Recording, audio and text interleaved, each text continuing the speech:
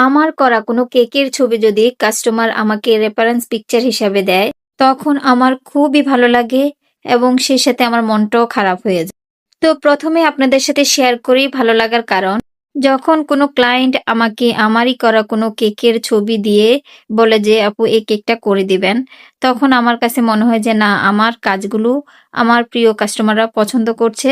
যার কারণে আমারই পেজ থেকে আমারই করা ডিজাইন দিয়ে আমাকে আবারও কেক অর্ডার করছে।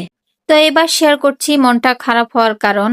যখন কাস্টমার আমার করা কেকেরই ছবি আমাকে রেফারেন্স পিকচার হিসাবে দেয়, তখন আমার কাছে মনে হয় যে আমি আবারও একই ডিজাইনের কাজ করব। কাস্টমার যদি কোনো নতুন ডিজাইন আমাকে দিত, তাহলে আমি আরেকটা নতুন ডিজাইন করার সুযোগ পেতাম। আমার পেজে নতুন একটা কেকের ডিজাইন কালেকশন এড হতো। এটা ভেবে আমার মনটা খারাপ হয়ে যায়। তো এখন এই কেকটা সম্পর্কে কিছু বলি। আজকের এই কেকটা হচ্ছে ১.৫ পাউন্ডের একটা ভ্যানিলা ফ্লেভার কেক। এই কেকটা অর্ডার করেছিলেন আমার একজন নতুন ক্লায়েন্ট।